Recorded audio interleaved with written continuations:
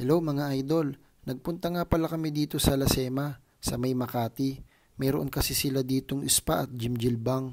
Di ko nga lang alam ang ibig sabihin nito sa Tagalog, pero ang alam ko ito yung napapanood palagi ng misis ko sa mga Korean drama kapag gusto nilang mag-relax, mag-sauna, magpamassage at kumain ng itlog.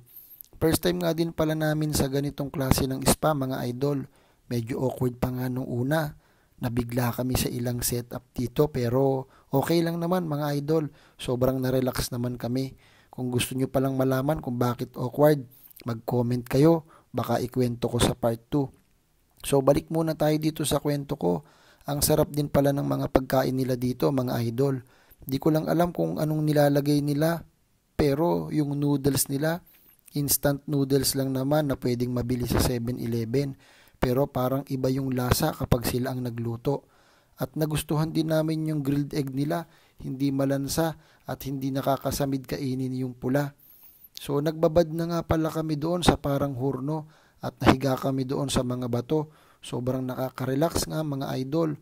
Pakiramdam ko, natunaw yung 30% ng mga tabako at pakiramdam ko ay bumata ako ng 1 linggo at 2 araw. After nga namin mag-steam ay nagpamassage na kami. Grabe, sobrang sarap nga ng massage nila dito. 12/10 nga ang grade ko sa kanila.